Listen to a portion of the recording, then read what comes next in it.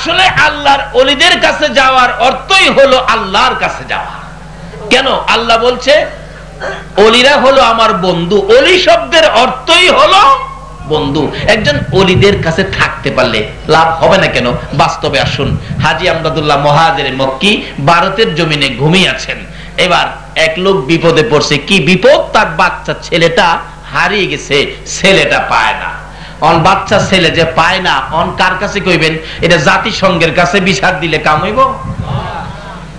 আল্লাহর ওলির কাছে গেলে যাই মা বাবা কাঁদতেছে, হুজুর আমার বাচ্চা ছেলেটা, একটা ছেলেটা পাই না। আল্লাহর ওলি কিছুক্ষণ পরে বলতেছেন, বাবারে তোমার ছেলেটা তো আছে, জিন্নাত নিয়ে গেছে, জিনে নিয়ে গেছে। জিনে নিয়ে একবারে সমুদ্রের মাঝখানে দ্বীপের মধ্যে ফেলে রাখছে, যেখানে কেউ নাই, খানা দানা নাই, কিচ্ছু নাই। ছেলেটা কষ্টের মধ্যে আছে, হয়তো 2-4 দিন পরে ছেলেটা মারা যাবে। আচ্ছা বলুন তো, মা বাবার ব্যথা আরো বাড়ছে কিনা? বাড়ছে। অবশেষে বলতেছেন, হুজুর আপনার ভাই ধরি, হুজুর আমার ছেলেটারে হুজুর দয়া করে আইনা দেন। কি দিয়ে আনবো? আনতে গেলে হেলিকপ্টার দরকার। তখন তো হেলিকপ্টার আবিষ্কার হইছে না। কিন্তু বেলায়েতের পাওয়ার কত, বেলায়েতের ওলিদের শক্তি কত! উনি বললেন তোমরা একটু চুপ করে বসো। বসায়া কিছুক্ষণ আল্লাহর ওলি চুপ করে থাইকা বলতেছেন, যাও বাড়িতে যাও, তোমার ছেলে বাড়িতে আইছে। সুবহানাল্লাহ। মা বাবা দৌড়ে গেছে, যে দেখে দরজার সামনে বাচ্চাটা একেবারে জ্ঞান হারা অবস্থায় পড়ে আছে। নিলেন, একটু গোসল টুসুল করাইলেন, কিছু নাস্তা পানি খাওয়াইলেন। একটু সুস্থ হইলে বলতেছে মা বাবা, বাবারে চলো যাই, যে হুজুরের দোয়ায় তোমারে পাইছি সেই হুজুরকে দেখাইয়া নিয়ে আসি। ওই হুজুরের কাছে নেওয়া মাত্রই বাচ্চাটা বলতেছেন, আব্বু এ হুজুরটারে চিনেন? মা বাবা কয়, চিনি মানি? এ হুজুরের দোয়াই তো তোমারে পাইছি। আব্বু খালি দোয়ায় না তো, আপনি তো দেখেন নাই। আমি দেখছি এই হুজুরটা সমুদ্রের কিনারে থাইকা সমুদ্রের এই পার থেকে ওই দ্বীপের মধ্যে 2টা হাত বাড়াইয়া দিছে। আর আকাশ জমিন হইল সৃজন নবীর কারণে, সেই জমিনে খেলে আল্লাহর ওলিগণে। হায়রে সেই জমিনে খেলে আল্লাহর ওলিগণে। যাইয়া দেখো হিন্দুস্তানে শত শত ওলিগণে। যাইয়া দেখো হিন্দুস্তানে শত শত ওলিগণে। প্রেমের রশি বাঁধছে তারা মদিনার শনে, প্রেমের রশি বাঁধছে তারা মদিনার শনে। সেই জমিনে খেলে আল্লাহর ওলিগণে। হায়রে সেই জমিনে খেলে আল্লাহর ওলিগণে। দেখলে খাজা বাবার খেলা, আসে গনের বারে জ্বালা। দেখলে খাজা বাবার খেলা, আসে গনের বারে জ্বালা। আইনা সাগর শুকিয়ে দেই বসে নির্জনে, আইনা সাগর শুকিয়ে দেই বসে নির্জনে। সেই জমিনে গনে। হাইরে সেই জমিনে খেলে আল্লাহর ওলিগণে। হাত বাড়াইয়া আমারে টান দিয়া উঠাইয়া নিয়ে আইছে। বলুন ওলিদের হাত সমুদ্রের এপার থেকে ওই পার পর্যন্ত যাবে কিনা? এটাই তো ওলিদের কেরামত। এটা কি ওলিদের কেরামত? রাসূল বলছে কারামাতুল আউলিয়াই হাক্কুন। ওলিদের কেরামত সত্য, রাসূল বলে গেছেন। আচ্ছা যাদের হাত এত লম্বা হয় তাদের পক্ষে গেলে কিছু কাজ হবে না? তার বাস্তব আমাদের দেশে আসুন। ভারত আর যাইতাম না, আমরা দেশে আমাদের কিশোরগঞ্জের ঘটনা। এক আল্লাহর ওলি তার মুরিদকে রাত্রে 12টার পরে চিঠি লিখে দিয়ে বলছে, এই চিঠিটা নদীর ওই পারে দিয়ে আসো, আমার একজন বন্ধু আছে। মুরিদ কয়, হুজুর রাত্রে কেমনে যামু? নৌকা তো পামু না ঘাটের মধ্যে এত রাত্রে, সকালে যামুনে। পিসাব কয় অহন যাইবি। আল্লাহর ওলি কয় অহন যাইবি। যার নাম হযরত মাওলানা আব্দুল হেলিম হুসাইনি বলতেছেন এখন যাইবি। হুজুর কথা শুন, ফিরের কথা মানতে হয়। নৌকা যে পামু না, কয় যা তুই। ওই মুরিদ বলেন, ফেন্দা আমার দিকে দেন। যাইতেছি, যাইতে যাইতে যাইতে যাইতে যাইতে যাইতে যাইতে যাইতে ওই পীরের বাড়ি গিয়ে পৌঁছলাম, রাস্তায় কোনো নদী টদী ভাইলাম না। বাংলাদেশের কিশোরগঞ্জের একজন ওলি যদি তার মুরিদকে নদী ছাড়া পার করতে পারে, তাহলে একজন আল্লাহর ওলি খাজা মঈনুদ্দিনের মতো একজন আল্লাহর বন্ধু বক্তবিন্দ মুরিদকে কি ফুলসিরাত পার করাইতে পারবে না? কে খাজা বাবার স্মরণে মাহফিলের আয়োজন করেছেন? যে খাজা ছিল আতাই রাসূল, রাসূল যাকে পছন্দ করে, রাসূল যাকে ভারতের জমিনে পাঠিয়েছে। এই আলোচনার সময় হবে না, বহুত সময়ের দরকার, কাজী আসল সংক্ষেপ করলাম। এবার শুধু এই ঘটনা, নদী পারিয়া ওই মুরব্বী পীর সাহেবের বাড়ি গিয়া পৌঁছে যায়, কই হুজুর রাত্রে যে হাইটা আইলাম নদী তো পাইলাম না, নদী কই গেল? ওই আল্লাহর ওলি কই, বাবারে তুমি যদি নদীর কথা না জিগাইতা, আমিও তোমারে নদী ছাড়া ওই আবার পাঠাইলাম। অহন যখন জিগাইছো, অহন আর তোমারে এইভাবে দিতেছি না, সকালে যাও নদীটা দেখতে যাও। হুজুর আপনি কইলেও যাইতাম না, নদী কই দেখতে যাবো? সকালবেলা ঘুম থেকে উঠে একবারে সূর্য উঠছে, ফর্সা হয়ে গেছে, লোকজন ঠিকঠাক মতো চলাফেরা শুরু হয়েছে। হুজুর এইবার যাবো, যাই দেখে নদী আছে, নৌকা আছে, নৌকার মাঝি আছে। মাঝিরে জিগাই, আচ্ছা মাঝিরা আপনারা রাত্রে কইয়া ছিলেন? কই রাত্রে তো আমরা নৌকাতেই আসিলাম। নৌকা কইয়াছিন? সকল মাঝিরা কই হ্যাঁ মাথা পানি দে, নৌকা বলে কইয়াছিন। নৌকা যেমন তেমন, নদী কইয়াছিন। আচ্ছা অহন হ্যার মাথা পানি দেওয়ান লাগতো না? আচ্ছা এই ক্লাসে যারা পড়ছে না এরা এটা বুঝবো? এই ক্লাস পড়তে হবে না? আল্লাহু আকবার। জালালউদ্দিন রুমি, রোম রাজ্যের সম্রাট, আলেম কুলের শিরোমণি, হাজার হাজার লক্ষ লক্ষ আলেম যিনি বানাইলেন, জালালউদ্দিন রুমিকে লাইব্রেরিতে বসা ফাড়াইছে আমার আল্লাহ শমসেদ তাবরিজ। সাধারণ বেশ যায়া ডাহে, জালাল ও জালাল। মানুষ সাপ ছাড়া ডাহে না।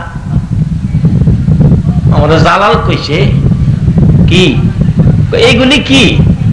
এগুলি এগুলি কি তুমি বুঝদা না?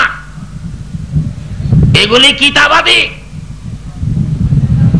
বুঝিন না? এখন তো বড় হুজুর হইলেই তো আমি তো বুঝি, ফিসাবরা কি বুঝে? জালালউদ্দিন রুমি কয় এগুলি কি তুমি বুঝদা না? শমসেদ তাবরিজ সঙ্গে সঙ্গে কিতাবগুলি টাইনা কিছু আগুনে ফালাইলো, কিছু পানিতে ফালাইলো। তাই কি করলা তুমি? আমার কিতাব পানিতে ফালাইছো, আগুনে ফালাইছো। শমসেদ তাবরিজ কই বাবারে চিল্লাইও না, তোমার কিতাব দিতাছি। আগুনের ভিতরে হাত দিয়ে টাইনা বাহির করে দিল, নাও। পানির ভিতর থেকে টাইনা আইনা দিল, নাও। জালালউদ্দিন রুমি বলেন, আমি আগুনের ভিতরের কিতাবগুলি খুলে দেখি একটা পৃষ্ঠাও তো আগুনে পুড়ে নাই। পানির ভিতরের কিতাবগুলো টাইনা দেখি একটা কিতাবও তো পানিয়ে ভিজে নাই। এখন জালালউদ্দিন রুমি জিগায়, বাবা বাবা এইটা কি? এবার শমসেদ তাবরিজ কই এইটা কি তুমিও বুঝো না? শরীয়তওয়ালা কই মারফতওয়ালারে তুমি বুঝো না, মারফতওয়ালা কই শরীয়তওয়ালারে তুমি বুঝো না। এই জন্য শরীয়তের ইলম শিক্ষা শেষ হয়ে গেলে ইলমে মারিফতের দরজায় ভর্তি হয়ে যাও। যারা শরীয়তের ইলম শিখে মারফত শিখে নাই, তারাই সমাজে বিশৃঙ্খলা করে। শরীয়তের ইলম শিখার পরে মারফতের মাদ্রাসায় ভর্তি হও।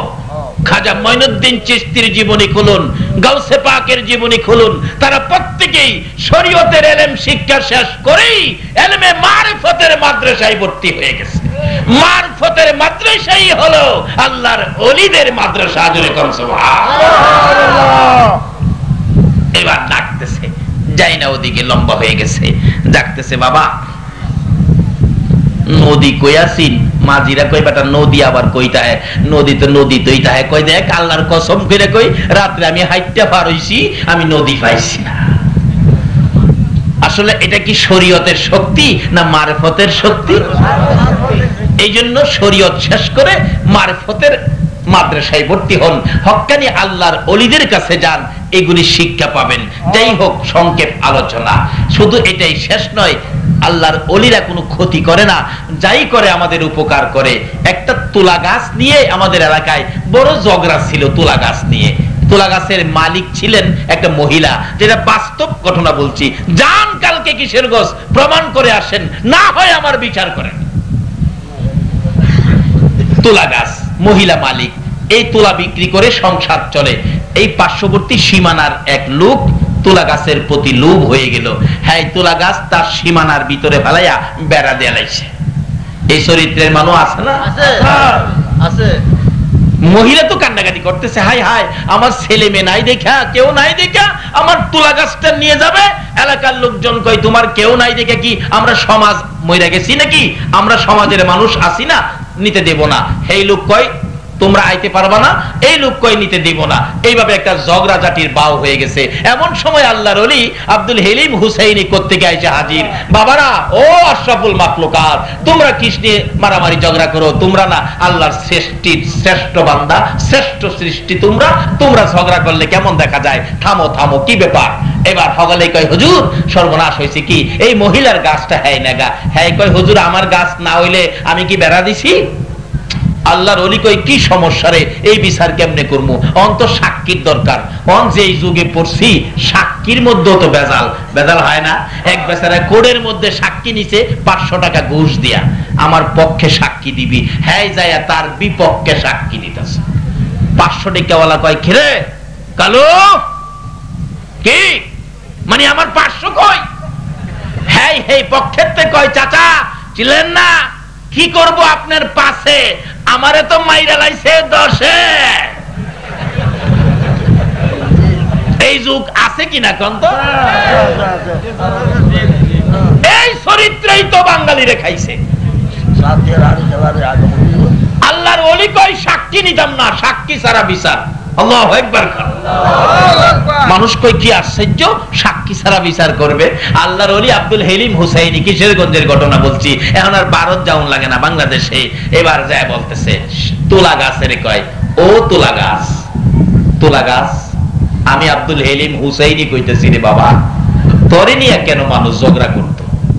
বাবারে, সীমানার মধ্যে গাছ ঝগড়া হইতেছে, তুই একটা কাম কর, তুই তো জানোস কার গাছ, যার গাছ তার সীমানার 5 হাত ভিতরে যাইয়া। আচ্ছা, আল্লাহর ওলির কামটা কি খারাপ হইব না ভালো হইব? তাইলে ওলিরা তো দেশে কোনো খারাপ করে না, তাইলে ওলির মাজারে বোমা মারেন কি লিগা? একটা কাজও তো খারাপ করে না। আজকে এই ওলিদের হাত বন্ধ করেই আমরা ধ্বংসের মধ্যে পড়ে গেছি। কারণ বেলায়েতের হাত কোন কোন সময় আল্লাহর আরশ পর্যন্ত লাগাল পায়। এই হাতগুলিকে বন্ধ করে দিয়েছেন, বিধায় আমাদের উপর বিপদ। এইবার আল্লাহর ওলি বলতেছেন, ও তুলা গাছ, বাবারে তুই ঝগড়া করিস না, তোর জন্য কেন ঝগড়া করতো, ঝগড়াটা বাড়াইস না। আমি হেলিম হুসাইনি কইতেছি, যার গাছ, পুরুষও বুঝি না মহিলাও বুঝি না, যার গাছ তার সীমানার 5 হাত ভিতরে যাইয়া। আচ্ছা বাবারা, 5 হাত গেলে আপনারা মানেননি, যদি 5 হাতে না মানেন আরো 5 হাত দিমুনে, 5 হাতে না মানলে আরো 5 হাত দিমুনে। মানুষ কয়, হুজুর কোন কি, গাছে কথা শুনবে? কইলাম তো, দেখো না শুনে কিনা, গিয়া দেহে গাছ মহিলা সীমানার 5 হাত ভিতরে। যে সমস্ত বেলায়েতের ওলিদের কথা গাছে পর্যন্ত শুনে, এইরকম ওলিদের কথা কি আমার আল্লাহ শুনবে না? ওলিদের পক্ষে থাকেন, রাসূলের পক্ষে থাকেন। খাজা মঈনুদ্দিন চিশতি রাহমাতুল্লাহ আলাইহির পক্ষে থাকলে লাভ হবে না লস হবে? একটা কথা বলেই আমি শেষ করে দিব, কিরকম লাভ হবে।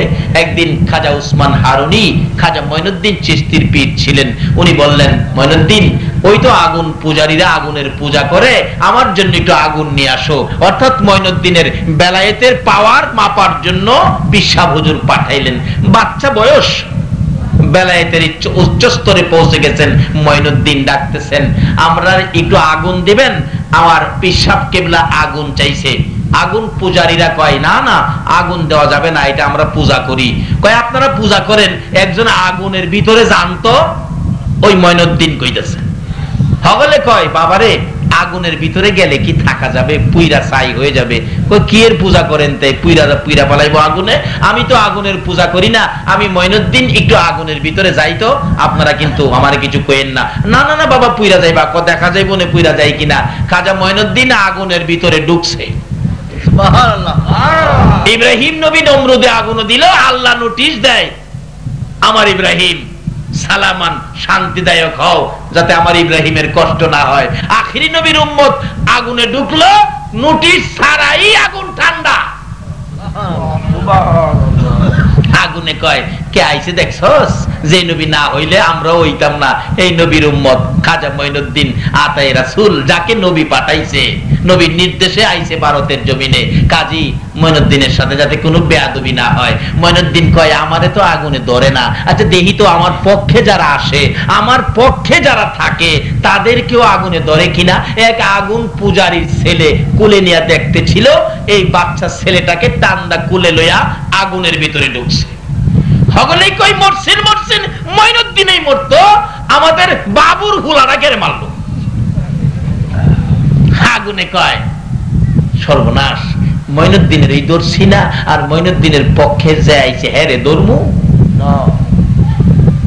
একটা হিন্দু ভদ্রলোকের ছেলে মঈনুদ্দিনের সাথে আগুনে গেলে যদি আগুনে না ধরে, আজকে সেই মঈনুদ্দিনের স্মরণে, আতায়ে রাসূল খাজাগার স্মরণে যারা মাহফিলের আয়োজন করেছেন, আর যারা এই মঈনুদ্দিনের স্মরণে মাহফিলে বসেছেন, বলুন এই মঈনুদ্দিন যদি আপনাদের পক্ষে থাকে, জাহান্নামের আগুন আপনাদের গায়ে ধরবে। অনেকক্ষণ পর ওই বাচ্চা সহ মঈনুদ্দিন বেরিয়ে আসলে, সকল আগুন পূজারীরা বাচ্চাটাকে টাইনা নিয়ে আসলেন। চেক করে দেখে গায়ের কোনো ক্ষতি হয়েছে কিনা, আগুনে পুড়ছে ডুবছে কিনা। সকল আগুন পূজারীরা বলেন, তার জীবনী লেখে, মঈনুদ্দিনের এখানে 850 আগুন পূজারী ছিল। দইরা দেখে একটা পশম পর্যন্ত আগুনে জ্বালাইতে পারে না, কালিমা পড়ে নাই। একটা আগুন পূজারীর ছেলে মঈনুদ্দিনের সাথে আগুনে থাকতে পারে, আগুনে ধরে নাই। এই অবস্থা দেখে 850 আগুন পূজারী সঙ্গে সঙ্গে খাজা মঈনুদ্দিনের হাত ধরে কালিমা পড়ে মুসলমান হয়ে গেল। এইভাবে খাজা মঈনুদ্দিন 92 লক্ষ হিন্দুকে ভারতের জমিনে মুসলমান বানিয়েছে। বলুন আল্লাহর ওলির কাজটা কি খারাপ হয়েছে? তাহলে ওলিদের পক্ষে যাইতে বাধা কিসের, দ্বিধা কিসের? আসুন আল্লাহর ওলিদের পক্ষে থাকি, রাসূলের পক্ষে থাকি, আমার আল্লাহর কথাগুলো মানি। আল্লাহ আমাদেরকে সেই তৌফিক, সেই বুঝ দান করুক। সকলে বলুন আমিন। তাগফির লানা ওয়া তারহামনা লানাকুনান্না মিনাল খাসিরিন। রব্বিরহামহুমা কামা রাব্বায়ানি সগীরা। রব্বুল আলামিন, রজব চাঁদে তোমার শাহী দরবারে হাত বাড়াইলাম। মাউত এত বরকতের চাঁদ, যেই চাঁদে তোমার বন্ধুকে তোমার বাড়িতে নিয়েছো, যার উপরে তুমি নিজে দুরূদ সালাম প্রেরণ করতেছো। মাবুদ গো, যার প্রেমে কুল কায়নাত বানাইছো, ওই নবীর উপর দুরূদ সালাম মদিনা পাঠাইয়া মিসকিনের মতো, এতিমের মতো দুটো করে হাত বাড়াইলা। আমাদের দুরূদ সালাম গুলো পাখির মতো উড়াইয়া উড়াইয়া দয়ার নবী মায়ার নবীর রওজা তাহারে পৌঁছাইয়া দাও। দুরূদ সালাম উসিলা করে, আজকের মাহফিল উসিলা করে, আমার নবীর মেরাজের সফর উসিলা করে, ইয়া আল্লাহ খাজা মঈনুদ্দিন চিশতি রহমাতুল্লাহ আলাইহির স্মরণ উসিলা করে আমরা যারা হাত বাড়াইছি, আমাদের তামাম জিন্দেগীর গুনাহগুলো ক্ষমা করে দাও। মাবুদ আমাদের মনে বড় আশা গো, আজকের মাহফিলে তুমি ক্ষমা করে দিবা। আশা করেছি এই জন্য আমরা যে তোমার আখিরি নবীর উম্মত, যে নবীর জন্য এত কিছু করেছো, এই নবীর উম্মতের কি মাফ করতে পারো না? নবীর জন্য কুল কায়নাত সাজাইছো, এই নবীর উপর তুমি নিজে দুরূদ সালাম প্রেরণ করতেছো, তুমি কি আমরারে মাফ দিতে পারো না? আমাদের কার জীবনে কত গুনাহ হিসাব জিগাইও না, কে নেককার কে গুনাহগার কাউরে কিছু কইও না। এই রজব চাঁদে নবীর মেরাজের খাতিরে আখিরি নবীর উম্মত বলে আমাদের সবাইকে তুমি মাফ করে দাও গো আল্লাহ। এই আল্লাহ সারা রাত মাহফিলে কাটাইয়া তোমার বান্দারা, তোমার বন্ধুর গুনাহগার উম্মতেরা হাত বাড়াইছে, মাপ চাইলাম, মাফ করছো নি গো আল্লাহ। ডাক দেন না আল্লাহ, এই আল্লাহ, এই আল্লাহ, জীবনের গুনাহ মাফ করছো। জিগান না, জিগান না, জীবনের গুনাহ মাফ করছো। দুনিয়াতে দেখি সন্তানেরা অপরাধ করলে মা বাবা রাগ হইয়া যায় রে, এই সন্তান বাড়িতে জায়গা দিব না। তারপরেও রাত্র যখন গভীর হয়, বাবা একটু পরে পরে জিগায়, জয়নালের মা, জয়নাল কই রে, এখনো কি বাড়িতে আসে না? বাবার মন তো মানে না অপরাধী সন্তানের জন্য। মা দরদি দরজাটা খুইলা দাঁড়াইয়া থাকে গো, ও অপরাধী সন্তানের জন্য মায়ের মতো দরদি যদি দরজা খোলা রাখতে পারে গো, আমরা যে তোমার বন্ধুর গুনাহগার উম্মত, তুমি কি মাফের দরজা খুলতে পারো না?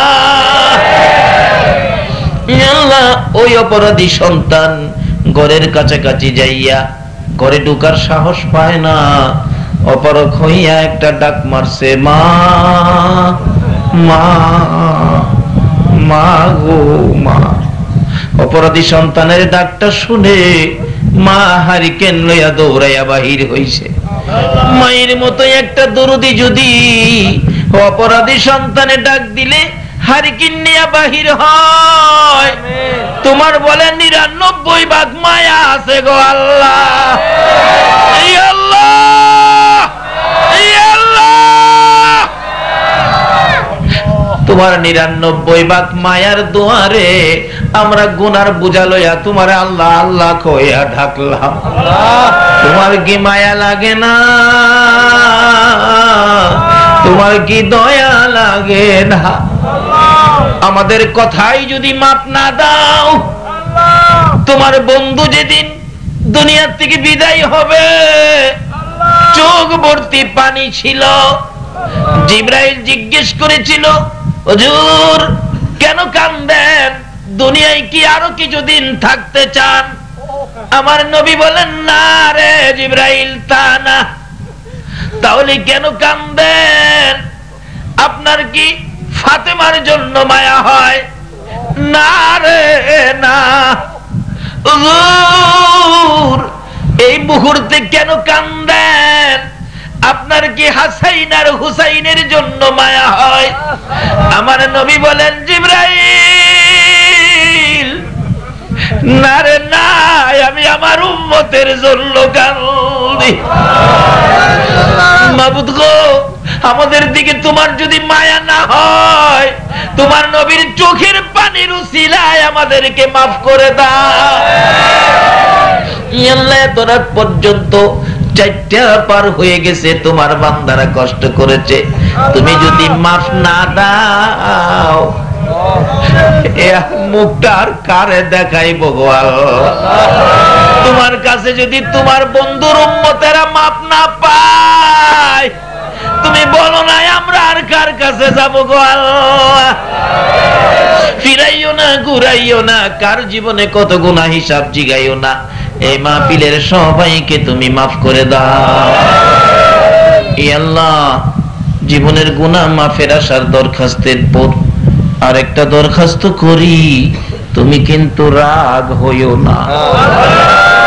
এতগুলো মানুষ রাত্র 4টা পর্যন্ত বসে আছে, কেউ তো বাড়িতে গেল না। আমি তো জানি না কে কোন ব্যথা লইয়া বসে আছে। কার মনে জানি ব্যথা মানাই, কার মনে জানি ব্যথা বাবা নাই রে। আমার মতো মায়ের অভাবী কে জানি রে হাত বাড়াইছে। যার বাবা নাই, বাবার অভাবী কে জানি হাত বাড়াইছে। যে বাবা মাথার গাম পাতায় পালাইয়া রোজগার করে তোমার আমার মতো সন্তানের খাওয়াইতো, বাবা জীবনে কোনোদিন খালি হাতে বাড়িতে আসতো না। কত পরিশ্রম করে বাবা সন্ধ্যার সময় পেটের খিদা লইয়া বাড়িতে ঢুকে খাইতে বসলে তরকারি দিয়ে খাওয়া যখন শেষ হইতো, বাবা দুধ ভাত মাখতো, দুধের সাথে ভাত দিয়ে মাইকা বাবা মুখে দিতে চাইলে সন্তানেরা চারদিক ঘেরাও করে বসেছে। বাবা দুধ মাখা ভাত একটাও নিজের মুখে দিছে না রে, সবগুলো ভাত সন্তানের মুখে মুখে উঠাইয়া দিছে। ওই দুরুদি বাবা কই, কার জানি কবরে রে আল্লাহ। ওই মা কই রে, যে মা ছোটকালে কত আদর করত। মা আদর করে ডাইন পাশে শুয়াইয়া ঘুমাইতো, প্রস্রাব যদি করে দিতাম টাইনা টাইনা বাম পাশে নিত। বাম পাশে যদি প্রস্রাব করে দিয়েছি, মা প্রস্রাবের ভিজা জায়গায় শুইয়া রে শুকনা জায়গায় আমারে শুয়াইতো। আবার যদি প্রস্রাব করে দিতাম, মা আদরের সন্তান টাইনা টাইনা বুকের মধ্যে রাখতো গো আল্লাহ। ওই মা বাবা কই, কার জানি কবরের। মায়ের ভাবি বাবার ভাবি সন্তানেরা রমজানের ঈদের ছুটি পাইয়া, কুরবানির ঈদের ছুটি পাইয়া যখন ঢাকা থেকে চট্টগ্রাম আসে, চট্টগ্রাম থেকে ঢাকা যাই রে, রাস্তার মধ্যে যাইয়া স্টেশনে নাইমা রিকশার মধ্যে উঠে চোখের পানিগুলো জর্জর করে ছেড়ে দিছে। রিকশাওয়ালা জিগায়, ভাই সাহেব কাঁদেন কেন? ওই সব জবাব দেন, এরে রিকশাওয়ালা ঈদের ছুটিতে বাড়িতে আইছি, কাঁদি, মনে বড় দুঃখ রে। কি দুঃখে কাঁদেন ভাই সাহেব? তোমার কি মা আছে রিকশাওয়ালা? জি আমার মা আছে। তোমার কি বাবা আছে? ও আমার বাবা আছে। রে রিকশা ড্রাইভার, তোর মা আছে বাবা আছে রে, মা বাবা লইয়া ঈদ করবি রে।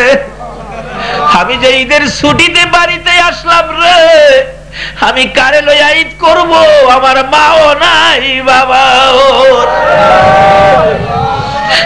মা বাবার অভাবী সন্তানেরা ঈদের দিন গড়াইয়া গড়াইয়া কাঁদবে। একটা ছেলে ঈদের দিন বাড়িতে আসছে, মার বিছানার পাশে দাঁড়াইয়া কাঁদবে। তোরা দেখা যাও গো জনমের লাগিয়া, এই বিছানা খালি করে মা গেল চলিয়া, তোমরা দেখা যাও গো। কত আদর করতো মায়ে কোলে কাখে লইয়া, কত আদর করতো মায়ে কোলে কাখে লইয়া। আরে বাবা বলে ডাকতো মায়ে, দুই গালে চুমাইয়া তোমরা দেখা যাও রে। পায়খানা করিতাম যেদিন বিছানাতে শুইয়া, পায়খানা করিতাম যেদিন বিছানাতে শুইয়া, পরিষ্কার করতো মায়ে, আরে পরিষ্কার করতো মায়ে, মেতরিনী হইয়া তোমরা দেখা যাও রে। মাবুদ ওই মা খয় যেই মা মেতরিনী হইয়া রে পসরা পায়খানা পরিষ্কার করতো, অন্য মহিলারা দেখলে নাকে কাপড় দিত, তোমার আমার মা জীবনে কোনদিন নাকে কাপড় দেয় নাই। মায়ের অভাবী, বাবার অভাবী যারা হাত বাড়াইছে গো আল্লাহ, আর দেরি করো না, এই মুহূর্তে ওই সকল মা বাবার কবর গুলো জান্নাতের বাগান বানাইয়া দাও। মাবুদ রে, মার কথা কি বলবো, ছোটকালে যখন মাদ্রাসায় ভর্তি হয়েছি, টাইফয়েড জ্বর হয়ে গেছে, উস্তাদ ছুটি দিলেন, বাড়িতে চলে গেলাম। রাত্র হইলে ঘুম হয় না, সারা রাত তাকাইয়া থাকি, সবাই ঘুমিয়ে আছে, আমার মা দরদি মাতার পাশে বসে থাকে। জিজ্ঞেস করি, মা সবাই ঘুমাইল, তুমি কি ঘুমাইবা না ঘুমা? আমার মা দরদি জবাব দেয়, বাবা রে তুমি যদি না ঘুমাও আমার চোখে ঘুম আসে না। তারপরেও আবার মাঝে মাঝে দেখতাম মা দুইটা হাত বাড়াইয়া ডাকতো, মাউত আমার ছেলেরে জীবন ভিক্ষা চাই গো আল্লাহ। যেই মা বাবা সন্তানের জন্য তোমার কাছে জীবন ভিক্ষা চাইতো, ওই মা বাবা যার কবরে গো আল্লাহ, আমরা তোমার কাছে জান্নাত ভিক্ষা চাই রে আল্লাহ, তোমার জান্নাত ভিক্ষা চাই গো আল্লাহ। ওই সকল মা বাবার কবর গুলো জান্নাতের বাগান বানাইয়া দাও। আল্লাহ দাদা দাদি, নানা নানি, শ্বশুর শাশুড়ি, আলিয়া ওলাদ, বংশধর, মই মুরব্বী, পাড়া প্রতিবেশী, খানদানবাসী যারা কবরে কাজ করে, এই এলাকার জমিনের নিচে যারা কবরে গো, সকলের কবর জান্নাতের বাগান বানাইয়া দাও। মাবুদ যারা দুনিয়াতে আছে হায়াত বাড়িয়ে দাও। আল্লাহ আমাদের সকলকে বেশি বেশি করে নেক কাজ করার তৌফিক দাও গো আল্লাহ। আল্লাহ খাস করে এই মাহফিলের আয়োজন যারা করেছে, আল্লাহ কমিটির সকল ভাইদের, বংশধর, মই মুরব্বী যারা কবরে, সকলকে তুমি মাফ করে দাও। আল্লাহ যারা দুনিয়াতে আছে সকলকে তুমি নেক হায়াত বাড়িয়ে দাও। আল্লাহ যারা ব্যবসা করে গো, সকলের ব্যবসায় বরকত লাগাইয়া দাও। যারা বিদেশ থাকে গো, বিদেশি ভাইদেরকে সহি সালামতে রাখো। আল্লাহ খাস করে আজকের মাহফিল তুমি কবুল করে নাও গো আল্লাহ। এই মাহফিলের খাইর ও বরকত দয়ার নবী মায়ার নবীর রওজা পাকে পৌঁছাইয়া দাও। আল্লাহ আজকের মাহফিলের খাইর ও বরকত খাজা মঈনুদ্দিন চিশতি রহমাতুল্লাহ আলাইহির রূহে পৌঁছাইয়া দাও। আল্লাহ গাউসে পাক সহ সকল ওলিদের রূহে পৌঁছাইয়া